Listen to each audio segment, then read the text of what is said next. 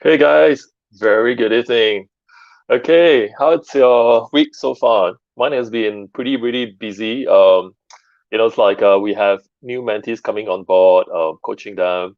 A couple of startups needed conversations, so was having those conversations as well, and also looking at some of the very interesting, like government grants that's available. So, like I'm hoping to, like structure something so that at least, I can avail those grants access through our programs to you guys as well. So those are things in the works. And how is everyone this evening? If you are online for the first time, hi, my name is Rudy. Nice to meet you. And if you are already online, I would love to have you to say hi so that I can wave back to you. Yeah. So today, right, we kind of like gonna take it as a little bit easier because the content I'm gonna share is slightly heavier but extremely interesting. So there's one very important point that I realize is it's very crucial, but not often spoke about in the startup space and also the SME space. But that's one very interesting part about today's topic. Okay, it has to do with business, and it's like almost a realization for me as well. Yeah. Okay, so without further ado, let me jump right to what we are kind of like, a bit of background, like why we are discussing this today. Everybody you can hear me loud and clear, right? Unlike the last time round, I hope this time, everyone can hear me loud and clear. Yeah, yeah. So yes, quick background is really to have the opportunity, right, to transfer those knowledge that I've picked up, over the years, whether it's in venture capital, venture building, mentorship, investing, or even applying technologies, right? Things like using startup solutions, to apply to corporate challenges, right?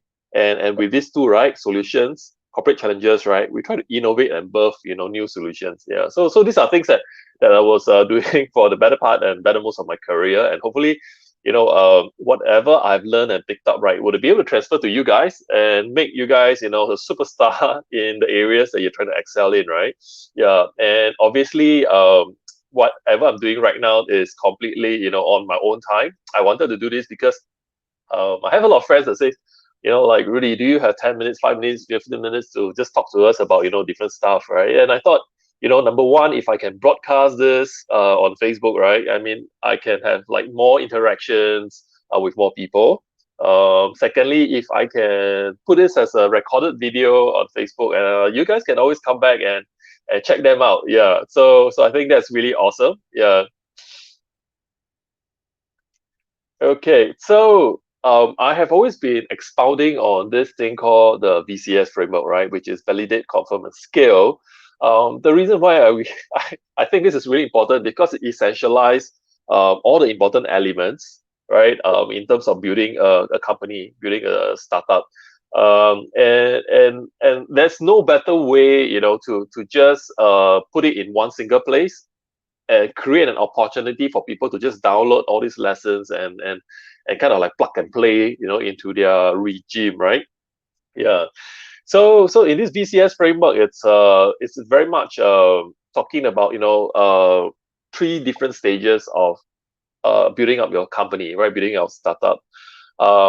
But then you'll be thinking like, startup and SME, right? What is the difference? So this kind of lead into the topic for tonight.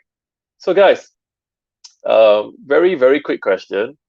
What do you think is the main difference between SME and a startup? Anybody? What do you think are the main difference between an SME and a startup?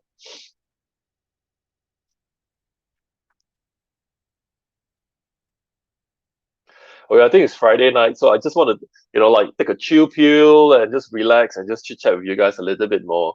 Yeah, you know, um, I think I think I think Friday nights are awesome for partying, but I really enjoy doing this. Yeah, so if you guys are here as well, just say hi and yeah, I'll wave back to you. Yeah.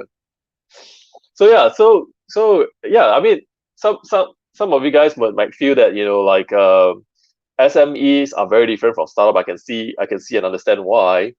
But allow me to quickly explain this, right? So SMEs kind of operate in a place whereby there is actually known products, known customers, and known local markets, right? So they are operating in a very very familiar place, and it seems like startups like wow, completely playing the opposite, right? Doing like stuff that is like very very opposite to what the SMEs are doing. So they kind of are searching for answers, where product will sell, right? So if you look at the definition,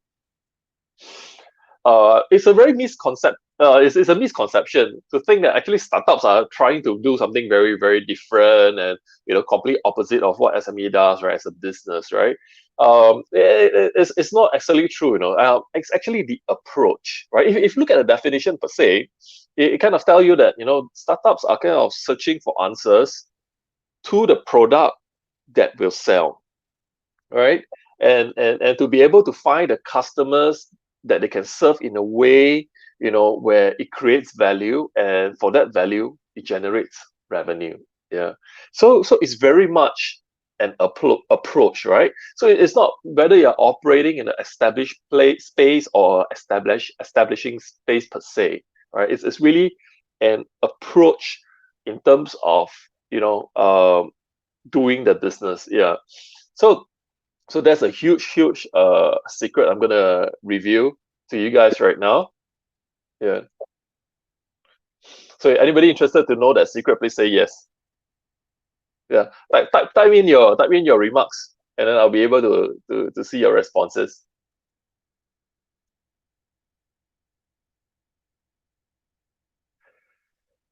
Yes. So this is a real huge secret, right? It's actually called Maya, right? Which is most advanced yet accepted. So this is the grand theory of everything. Like if I could just summarize into just one acronym, this is the grand theory of basically the basis of what startup is doing, right? The most advanced yet accepted. And actually what does that stand for? Okay. So allow me to explain to you. You see, um Google and Facebook, right? They're trying to find they did a scientific research, right? They try to find the advertiser formula, and they want to find out what is the worst sorry, what's the common most common word in all of these advertisements, right? So like like we kind of use words for advertising, right? So what are the most common words do you guys think are being used in advertising? However, that yes, lots of uncertainty in startups. I think in all business is also fraught with a lot of uncertainties. Yeah, and but it's also good. So today we will address some of these issues around uncertainties and how we can actually manage those things as well. Yeah. So yeah. So what do you think is the most common word being used in advertising? Yeah. So Google, Facebook, they all went to do this huge research. They're trying to find out like, okay, what is the most common word, right? So okay, while the answers are coming in, okay, let me tell you, it is not what warranty. It's not buy now. It is not risk free. You know, or discount. It's not, guys. It's new, right? So they kind of figure like almost 78%, of those advertisements, right, have this word new, new. So the reality is we are living in the cult of novelty. Yeah. Everybody wants something new. Yeah. So but do you think humans like novelty? Well, in effect, actually, they don't. They do not like novelty, right? In fact, they hate they hate things that are extremely new and what I say, um, unfamiliar. Yeah, things that are new and unfamiliar to them. Yeah. So then you'll be thinking like, hey, Rudy, didn't you just say that all the advertisers are using the word new, in their ads campaigns, right? And novelty is the way to sell, right? Okay, so this is the interesting part. I'm trying to develop this concept for you guys so that as you follow me, you start to understand what this startup space and all these smart people are doing. Okay, so um so there is this sweet spot. Okay, I will come to it. Okay, so let's talk about this thing. Okay, songs, right? You guys all listen to songs. When you listen to a new song, right? Do you realize that you go for like familiar chord structures, uh, familiar timbre, familiar, tunes, right? Now, if you look at new movies, what are very successful ones? The sequels, the reboots, Batman 1, Batman 2, Superman 1, Superman 2, Marvel's 1, Marvel's 2, Star Wars, back and forth, prequel, sequel. See, people like familiarity. Let me quote you one example with Spotify. So I think on every Monday, if you guys are on Spotify, right, they kind of like just send you a bunch of new songs, right? They call it new experience or something. So the interesting thing is this. While they try to run this experiment, they have a bug. They have a bug, and accidentally, some of these old songs that the users are familiar and enjoy listening, that are similar. So these songs that are familiar, but they don't really listen to. I mean, in terms of the structure of the song, okay, accidentally slip through the bug and into the playlist. So users, while they're experiencing new songs, right, they actually also heard all these songs that they are familiar with, and Spotify spotted the bug, and so they quickly go and solve this problem. They'll remove the bug, from the system, and guess what happened, guys? The the listenership plummeted. Why? Because the nature of human being is they like familiar stuff. Yeah. So you think, hey, just now you say they like something, they like novelty, new stuff, and then on the other hand, they like familiar stuff, right? So this is the really, really interesting part. Well, I would call it like you know the two opposing forces. Okay, on one hand, you know, you call it a neophilia, right? A love of new things and an appreciation for the need to discover something, right? So people get excited when they see like, whoa, but actually it's not the excitement, it's actually stimulus. Because when you say flash something that's unfamiliar to someone, the brain gets stimulated, yeah. And over time, when they're exposed to this stimulation, right, they they unknowingly create a bias towards it. It's called the mere exposure effect. Okay, so that's one, right? And on the other hand, people love pleasant surprises. You know, they they have this neophobia of anything that is too new, and they hold a very deep conservativeness, right? So they love pleasant surprises, right? So see, here's the trick, right? To find that sweet spot. That's why you see, guys, when people look for new names to name their child, the chances are, right, it's a name that every one of us have heard before. Michael la, Sandra la, even Rudy, right? So it's a new child. Don't the new child deserve a new name? But then there's a tendency for us, to go back to something that we're familiar with, Yeah, I mean, nothing stops you from creating a brand new name, right, guys? So think about it, like music as well. If people were to play something that is totally odd, like out of rhythm or something that's really odd, you might think that it's noise, right? But then, there's this whole room for creativity and also called, different cultures. So different culture actually like certain very local music, right? That maybe we in a different culture, in a absolutely different culture, will find that it's noise. So guys, this is what I call, the mere exposure effect. And I tell you, there's so much brands that use it really well, right? To find a sweet spot. All right.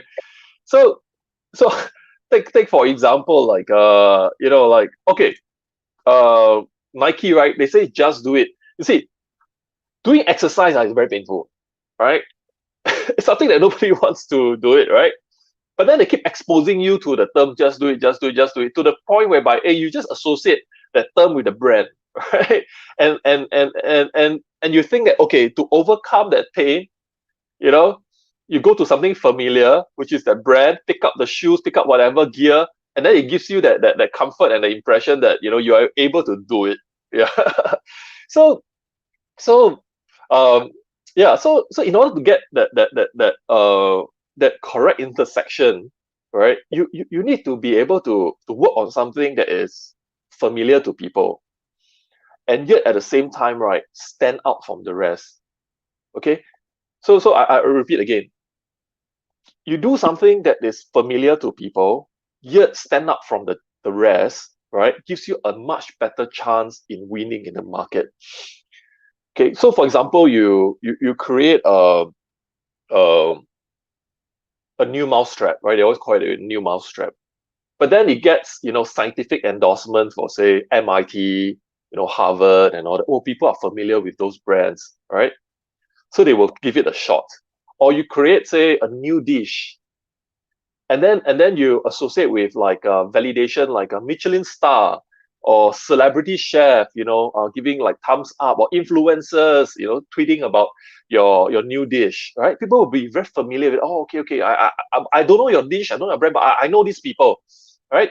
And then they will go and try your dish, try your technology, try your new service, try your product. So you see, first you must stand up so you catch people's attention. That's a stimulus. Then after, people will hold back and say, okay, I this is something very new. Then you introduce familiarity. Oh, okay, it's an evolution from maybe certain things. A lot of people whom you are familiar with endorse this product. Yeah. So this is really interesting. So this is about how businesses like startups, right, are hacking this whole psychology, and trying to find products that is super successful, right, stand out from the rest, and yet something that we as consumers are familiar with. Yeah. So I'm going to share, okay, I'm going to expound 5 secret techniques that kind of complements the whole process of how you can discover this sweet spot. All right.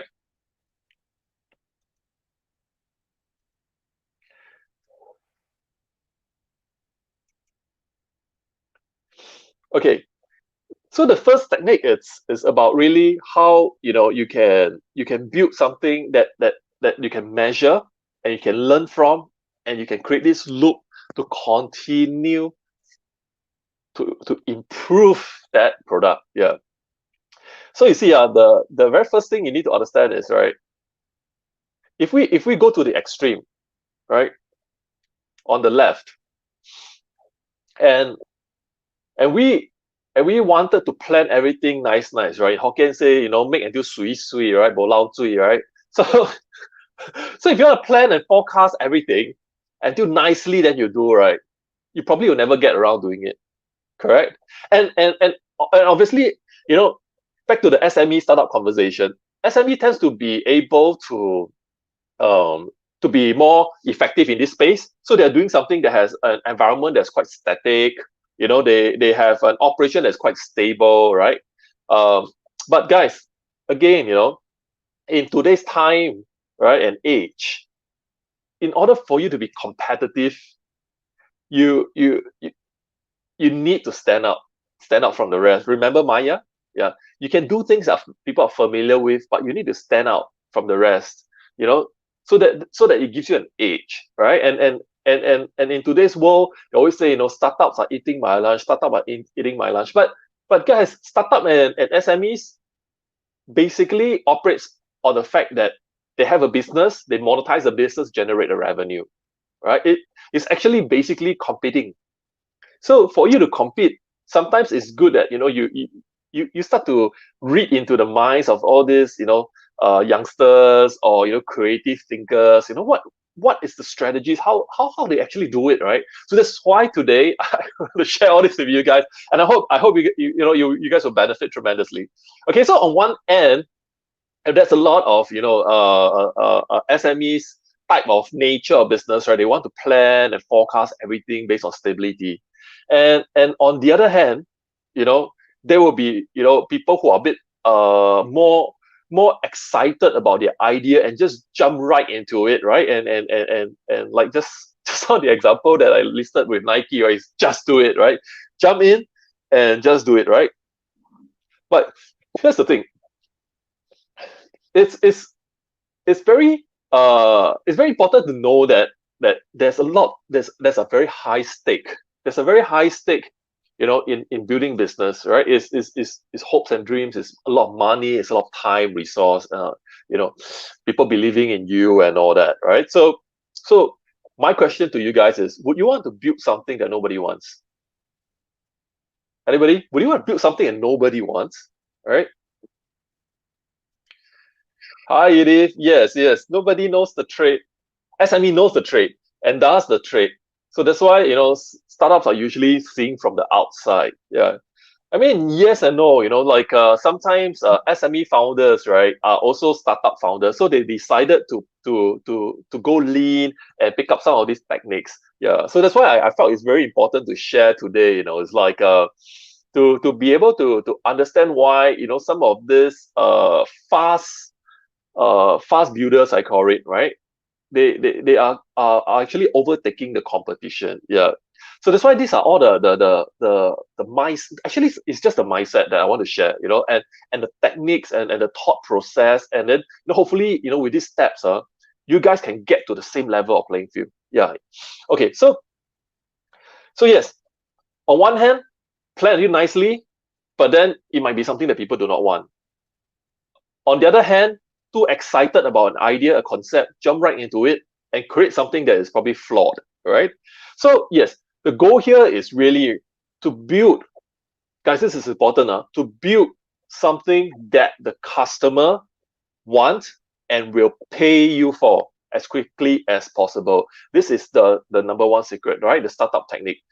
What they actually do is they try to figure out, based on a hypothesis, what is it exactly that the customer wants and be willing to pay for, right? So let me list you guys some examples and that would help. Okay, for example, the hypothesis is people will use their own car as taxi. Okay, you guys should know what are the companies that actually prove this hypothesis to be correct and became very successful. Or okay, one example that we had just now. People would rather pay you every month to listen to music than to go and buy a CD and own that music and play as many times as they want. It's a hypothesis. All right. So to some say SMEs that are still running CD shops and all that, they think that okay, like nobody in the right frame of mind will pay money to own nothing. Correct? So who would actually use Spotify services, right? Or for example, last time those video shops, right? Remember, guys, we used to go video shops, rent video tapes and then CD for dramas and all that. Remember? Yeah. So who would ever think of like paying a monthly subscription to get unlimited videos but cannot own it? Yeah. So there goes Netflix, right? Yeah. So all these are actually started off with a hypothesis. I mean, obviously, some of us might think it's a crazy idea, lah. Hey, hi, Bernard, hi. So build what customer want and pay you as quickly as possible. Awesome, super smart people. Yes. So you're absolutely right. Yeah, so that's right. So quickly build something, which I term it the minimal viable product. I'll go through a little bit more later. Quickly build something and get validation for it, right? Because what you want to do is to understand, with very, very minimum cost and very, very limited resources and waste of time, to find out what exactly it is that people are willing to pay you for. See, so this is the whole objective. We try not to lose the plot here, right? Sounds good?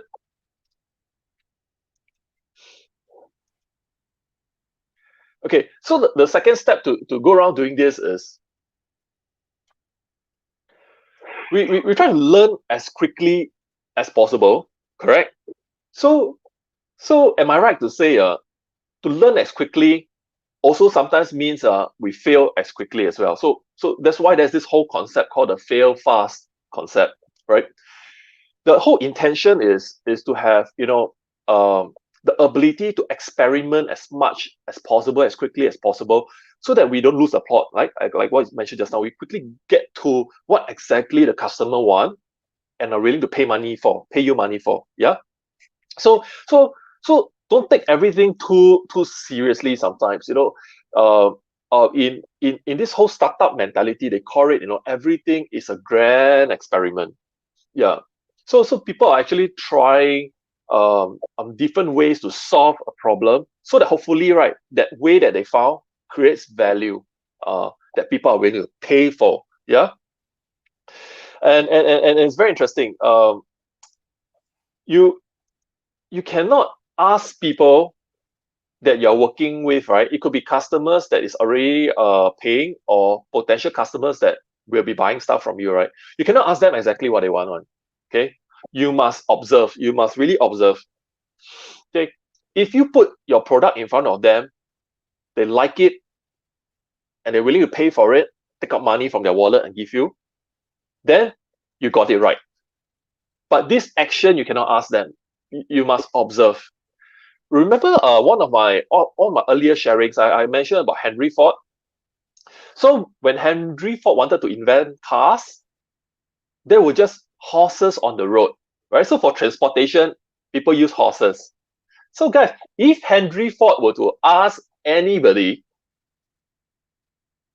how do you envision, my awesome transportation product to look like? They will tell you a faster horse. Correct. They won't ask you, they won't tell you the solution, because as customers, they only see it from how they interact with the existing, solutions, right? So that's why as an entrepreneur, as an SME founder, as a startup founder, all the same, in order to stand out, right, you must understand the familiar problem that you're trying to solve. In Henry Ford's case, the familiar problem that he's trying to solve is transportation, to move from one point to the other point. To stand out is to really create a product, right, that is cost effective, is really very fast, and can scale. Yeah, and it's awesome to the eyes, correct? So here you see my point. Yeah. So one important thing that we should not miss out, right, is observation. Yeah, always observe our customers. Yeah. And obviously, quickly do your MVP. Yeah. So the MVP technique, it's not about like just okay. So it says build, measure, learn, right? But the real way of doing the MVP is actually from the bottom up, which is to learn first. Yeah. So so let me share with you, like how some of these great thinkers think about, like MVPs and prototypings, right? So with Toyota, they strongly feel that how to say anything that they create that the customer do not need, right, is a waste. Uh, so that's being a huge corporate thinking, and Toyota is one of the early leaders in terms of innovation. I'm sure some of you guys have read those books. But however, when it comes to the startup space, right, the lean startup, right, they feel that everything that doesn't lead up to a validated learning is a waste. So that's why it's minimal viable product, right, guys? Minimal, right? Because you want to learn as much as you can what your customers want, what your customer is willing to pay for, right?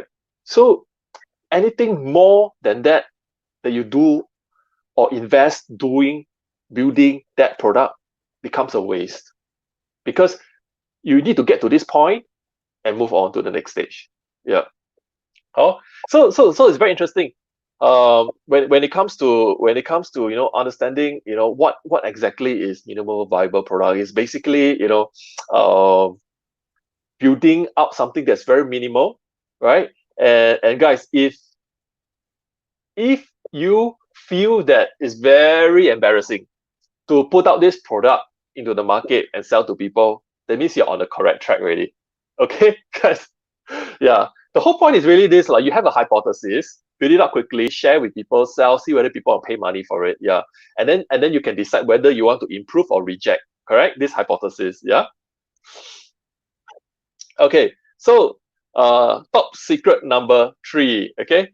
So there are different types of MVPs that you can build. Okay. And it's quite interesting.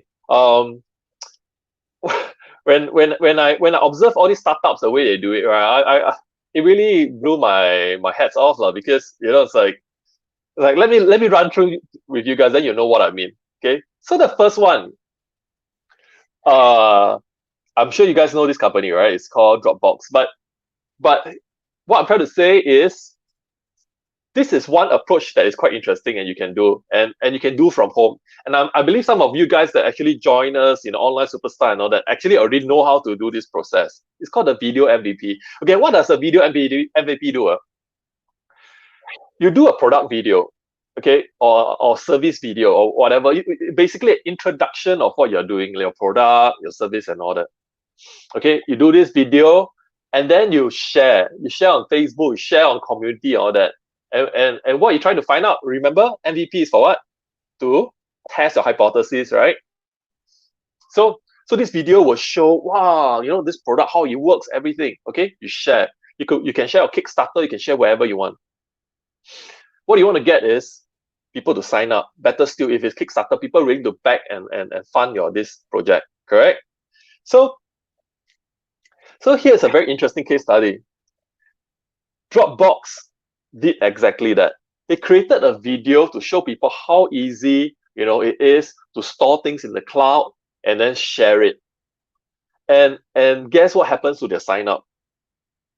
It jumped. Their sign up, right? Or usually it's about 5,000 sign ups, all right? In a month, 5,000 in a month. Overnight, because of this video, it jumped to 75,000 signups. When the product doesn't even exist. Guys, the product doesn't even exist. It's just a MVP being explained on video, how it works, and launched out there.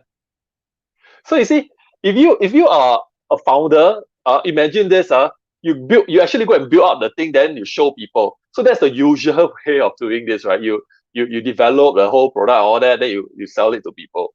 Right? Imagine this. If you have completed building the product and nobody responded to it, nobody wants it, then what are you gonna do with that white elephant? Correct? So this is what, man, this is one of the quick and easy way, or quick hack for you to test your hypothesis. Okay, so yeah, go Upwork or Fiverr, with some help of graphic design, all that. You can actually put together a video, or do a mock-up, a prototype, and show how this prototype works. Yeah. Or even you have a business concept, right? Go ahead and just shoot some videos. It's so like unrestrictive. Yeah, you have access to a phone. You with a video cam, you can do a lot of stuff with that. Yeah.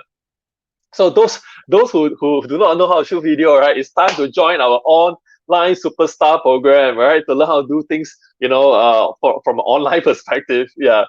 Okay. So the second tip, right, in terms of the MVP, right, is basically what I call a concierge MVP. Okay.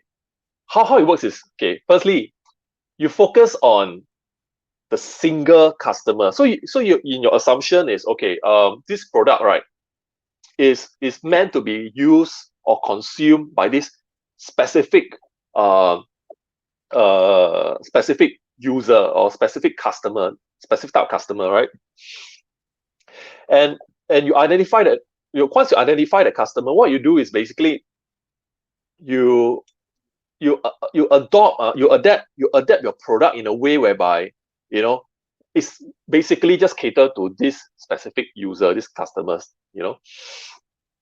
and when these customers is using your product, it gives you the opportunity to observe and learn everything you can. Yeah. So you're trying to actually gain knowledge from this single user, and with that knowledge, tweak your product, right? And obviously, these are very specific product for this specific technique, right? But end day, when you have actually kind of finalized on how your product or service should look like, right? This is where you can actually scale it. So you basically expand this product to more customers that are of this category, right? You can automate a lot of those process, and yeah, and obviously for marketing wise, then your marketing campaign, your keywords and all that will be very targeted. So this is what I call a concierge MVP. Don't straight away go to many people, right? Work on one person that you think resonates with your hypothesis, and use this one person's interaction, right, or this one category person interaction, right, and fine tune and tweak your product. Yeah. It could be stewardess. Somebody asked me who. Okay, one example. Like say stewardess who wants to do fake eyelashes, right? Say you found a technique that can do it within 10 minutes. Then test on stewardess, and ask them, like get feedbacks from them. So sorry, I'm not in the cosmetic space, but I'm just thinking out loud, right? What use cases can be used for this? Yeah. So yeah. And once you can actually standardize your eyelashes technique and all that, you absolutely can scale this business. Get them to spread the word and cater to more stewardess. Yeah. Okay, the third one is called the Wizard of Oz, right? This is a very interesting technique, MVP technique, that a lot of startups that in the past we invested in, right, are used. They use this. Okay, it's very interesting, and I tell you, some of you guys out there who are very tech savvy, right, will be like laughing away because you will know what I mean. Wizard of Oz. So it's like sometimes when you see a very interesting, fancy technological solution being put out there, right, and when it's young and new, right, guys, highly likely it's manually, a lot of people, right, behind the scene are paddling and trying to make it work. So people will say, oh, we have this AI logistic, system whereby a fleet of robots will be able to sort out all the parcels and dispatch it to the correct, receivers and the billing address and all that. They may tell you that whole AI fancy thing, right? But when it's in MVP, right, highly likely, right, it's not even developed. It's just a concept. Okay, to prove to you that it works, they got a bunch of people working behind the curtain, pulling all the things, pushing all the boxes to make it work, right?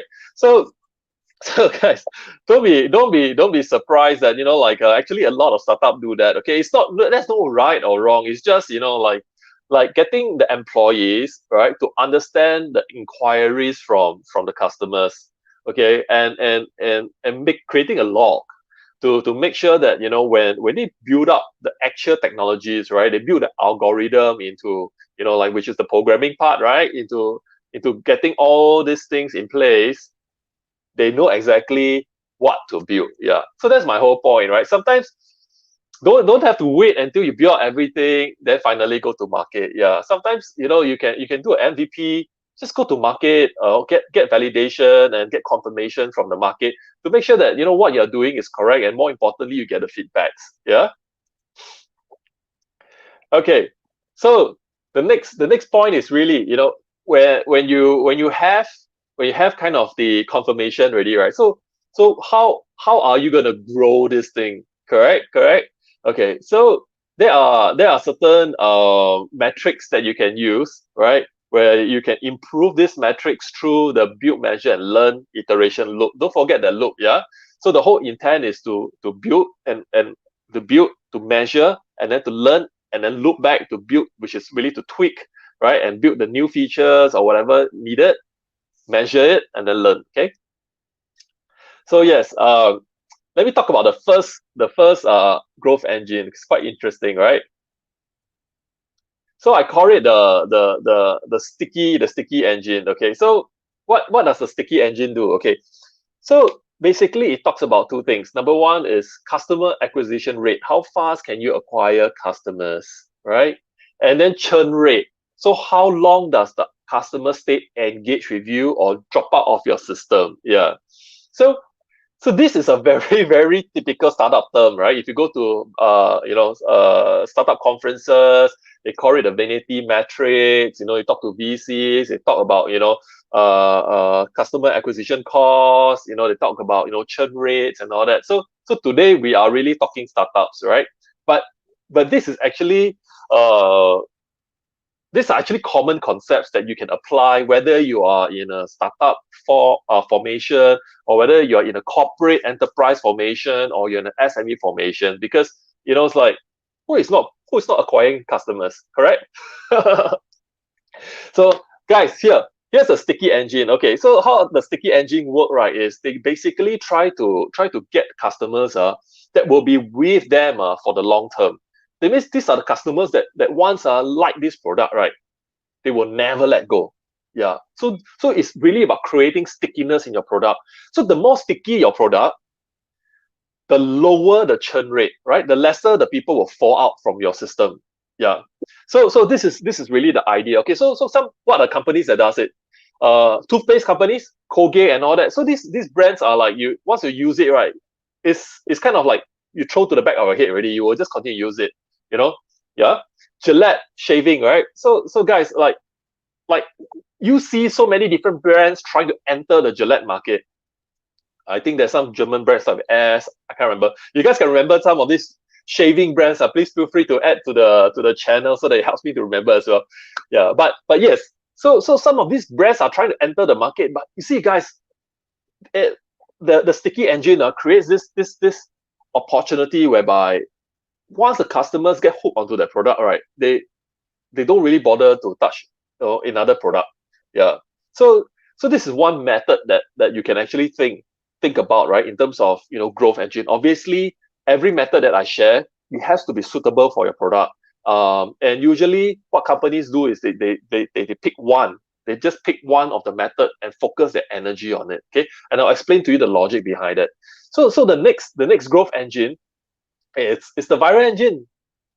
So in other words, if I can put it, it's called word of mouth, right? So there is a startup way of looking at it, but they call it coefficient, viral coefficient. What it actually means is when you when you get these customers, or when you recruit this customer, will this customer refer you or your product or your brand to another customer? Yeah. So if the coefficient is 0.5, correct, less than 1, means it's bad.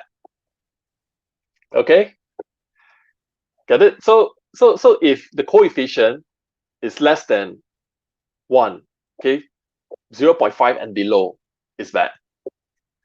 When the coefficient is greater than 1, that means it's like 1.1, 1.2 on average. That means people actually refer your product services to another person, then you will get a higher coefficient. Okay, once you have a higher coefficient, you will achieve this thing called virality, right?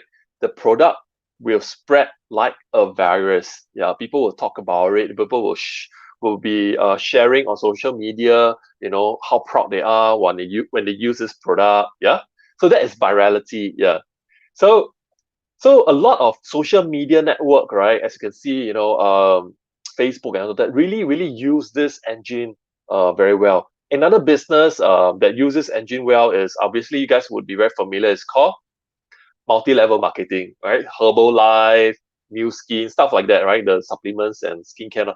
Yeah, they use a lot of this kind of word of mouth, growth engine to grow their business. Yeah. So again, not all the engines are suitable for all the business, right? There's no one size fit all. So you really have to see, what kind of engine best suit your type of business. Yeah. So the next one, it's really about paying, right? Paying for customers. It's called advertising. It's a paid form of growing your user base.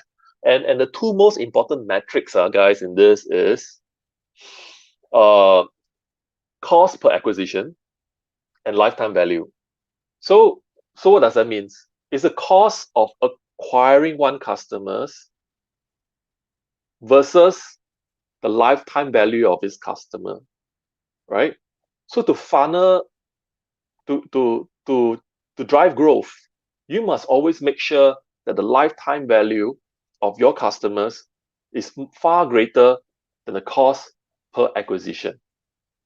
Okay, so sometimes it's very silly to pay for very expensive campaign when your customer is only buying, say, chicken rice, right? One packet of chicken rice, maybe you can sell $5 lah, correct? But then you are spending, say, $2,000, to acquire one customers. So see, what's the lifetime of this customer eating chicken rice from you in order for you to recover back your $2,000? This is what I meant. Yeah. So you have to understand these metrics, and these are the two very important metrics. I mean, there's 1,000 things out there. But like I say, I wanted to make sure that I essentialize the important stuff for you guys so that there's takeaways for everyone here. The two important metrics is to compare and really just calm yourself down and think about what is the lifetime value of these customers that you are trying to acquire, right? What value they're going to give you, and how much, what is the cost? What's the cost per acquisition that you're going to spend to acquire that customer? Okay, so think about it. Yeah, it could be intrinsic. It could be like spending hours and hours, wooing the customers, bringing customers for expensive lunch and dinner. But the question is it worth it? Yeah. So it's our job, to find out, right, whether it's really worth that investment. Yeah.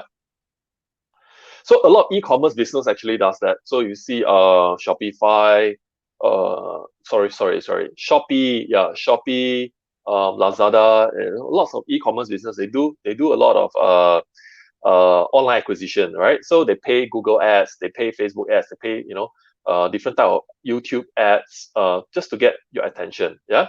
So at least you guys now understand, right? There's three main different three main different growth engines that you can consider in terms of growing your business. Yeah.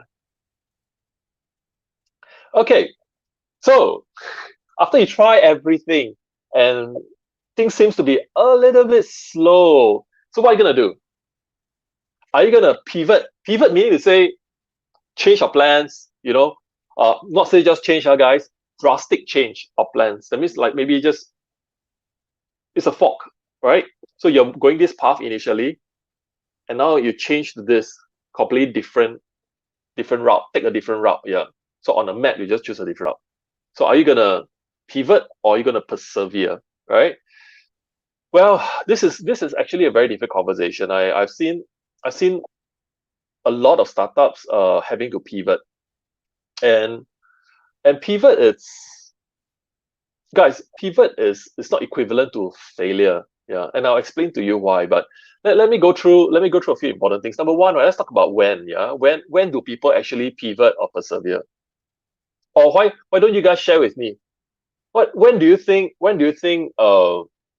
it's a point in time where you pivot or you continue to hang on to your business, right? Because I understand that sometimes entrepreneurs, right, when they face a bit of headwind, they persevere. They're very strong. They do not give up easily, right? They persevere. But does that mean that you hold on to something so stubbornly until it crash? Yeah. So that's my question. So guys, please share with me when do you think is that trigger point where you will decide to give up or to hang on. Yeah, it'd be interesting to hear some of your feedback. Yeah. 6 months, interesting. So Vanette, you see it from the perspective of a timeline, lah. Like, okay, interesting. And some people will say cash burn, right? So every month say you burn this amount of money. So it's a run rate issue. So finance is also a very real thing, right? Some people will run out of funds to continue to pursue, their dreams or their projects, right? Okay, that's fair enough. Yeah. So let me share with you, an approach, lah. So number one is, remember we talked about MVP, right? So the MVP kind of, become your benchmark. Okay. So what I mean by benchmark is, this is the current situation and this is your current hypothesis. Okay. And this is the thing that you will be testing right now. Yeah. And what you do is, with the techniques that we shared earlier, you tune the MVP towards your ideal state. Correct? So you learn, you build, you measure what you build, you learn from that measurement and you build again. So you tune. Right? So it becomes a feedback loop. Now, to the point whereby you see the growth after 6 months, like in Vanette's case, right? In 6 months, right? And to decide whether, to give up or not to give up, right? Is 10% growth enough to make you stay? So that question, right, is actually a very gray area. Now, guys, this is what I call intuition, really, because after you've been trying on something for very long, right, you must trust your gut, and you also must trust your teammates, right, your contemporaries, right, and get the feedback. And this is really, this intuition, right, and feedback, right, really also resonates with how experienced you are, right? The more experienced you are in this business, right, the better you are to judge and gauge, whether you should continue to pump in cash, to fund this project and this experiment, or you should just cut loss. Yeah.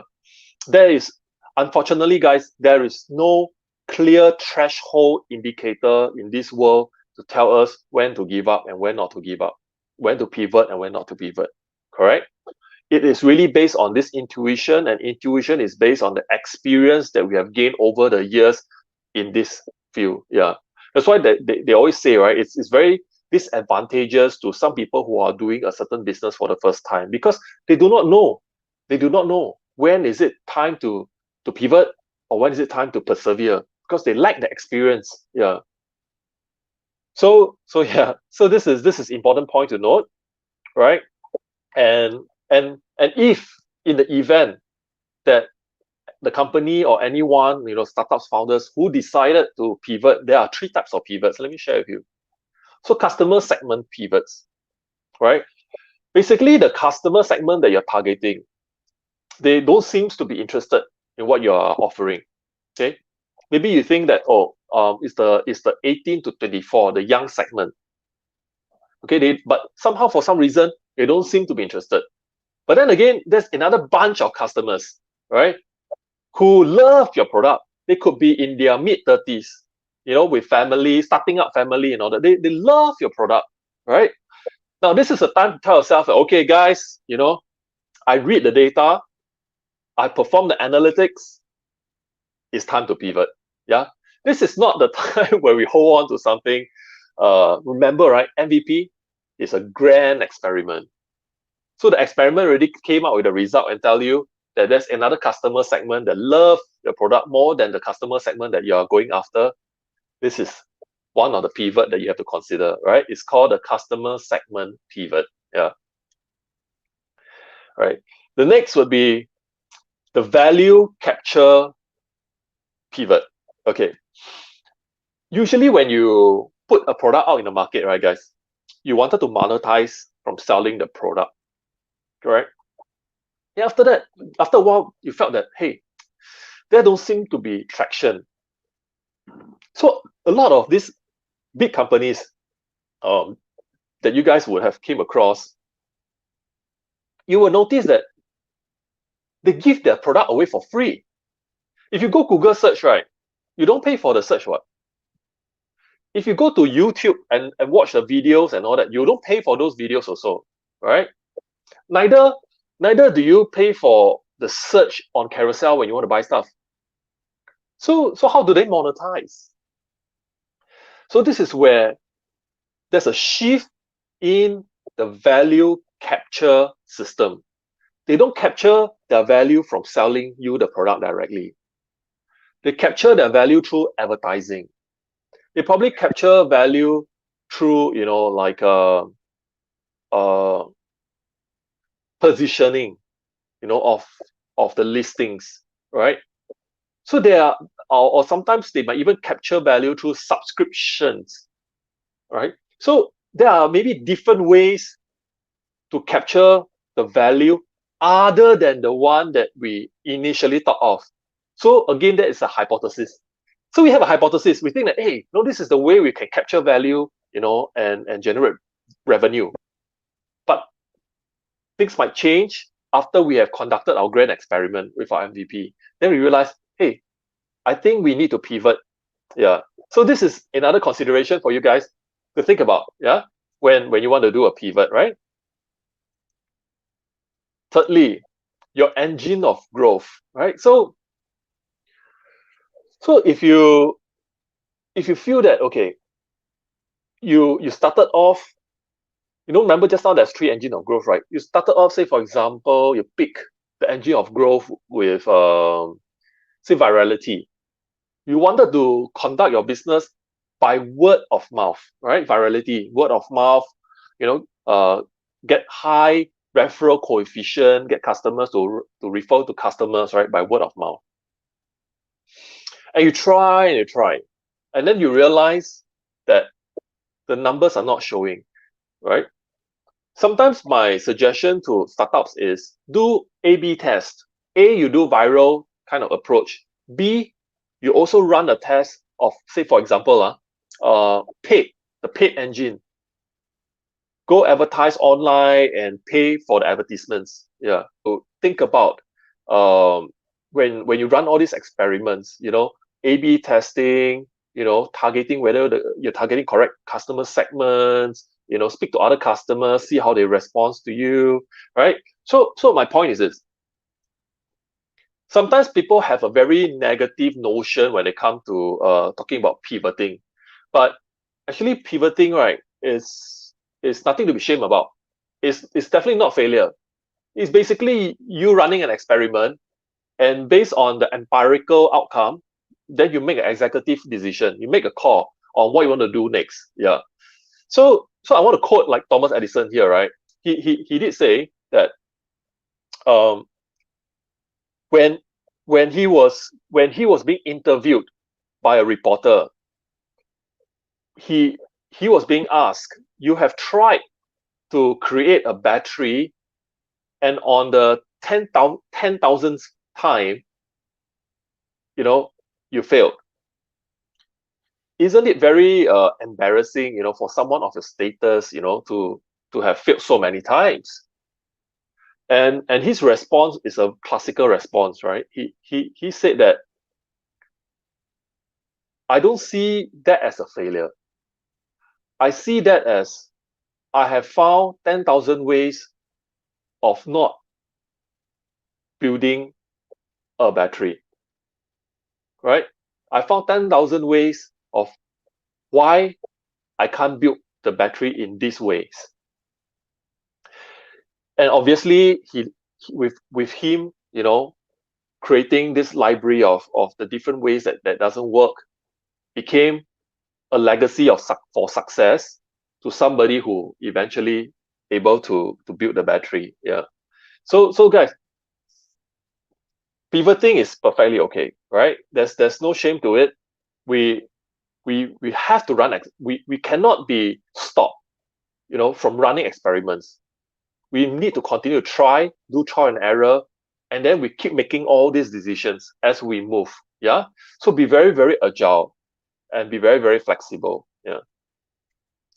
So yeah. So I really hope that, today's session, you are able to pick up, all the key important secrets, right?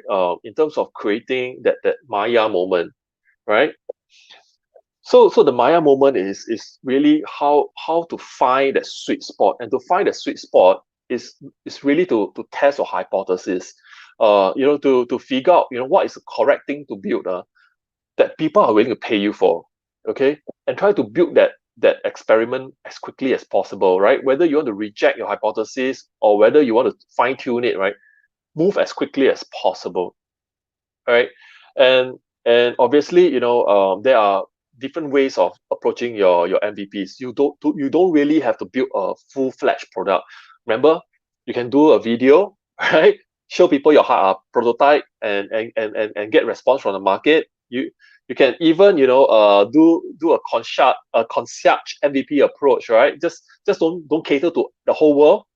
Figure out which particular customer segment you want, target a segment, and pay 100% attention to that segment, and build a product for that segment. And once you've found the secret sauce, the formula already, then you start to scale and expand. Yeah. And obviously the third part is the Wizard of Oz method, right? So the whole wizardry and the magician thing. Yeah, you don't really need to have the final thing, right? But people needs to understand the concept. So you always can get a crew of team to manually do the initial administrative work, or the logistic work, or all the back ends for the time being, until you kind of figure out what exactly you need to build. Then you automate it. You automate the process by building out the algorithms and all that. Yeah. So yeah, so successful entrepreneurs is really about the ability to persevere, and also at the same time the ability to be flexible, right? It's a matter of these two, very important characteristics. Yeah. So yes, once again, pivoting is not a failure, right? Every successful founders has been through pivots. Yeah. And if you see the pivots that I've shared with you, whether the customer segment pivots or growth engine pivots, it is really not that scary at all, right? It's just a matter of, making a decision, an executive decision, right? As you progress. Yeah. So guys, I hope this helped you. And obviously what we all doing, right? Mark Cuban ever say, entrepreneurs, they rather earn, entrepreneurs rather work for themselves and earn $50 than to work for someone else and earn $80. Yeah. So I think, to me, in an extension of that, is really, it's an opportunity for us to create a life, right? That will outlive us. People will remember us, for what we do, right? So with that parting statement, I hope you guys have a very, very good Friday. And more importantly, even more awesome weekend ahead. Remember to pay attention to your family members. Don't just work. Remember to love them. Show attention and care. All right. And with that, I hope to see you guys in the next weekend. And if there's any question, feel free to reach out to me. Obviously, I'm doing this show to help all the businesses out there during these challenging times. So my channel is open. Feel free to shoot me in questions, and I hope you guys have an awesome weekend ahead. All right, guys. Very, very good night. Bye bye. Cheers. Bye bye.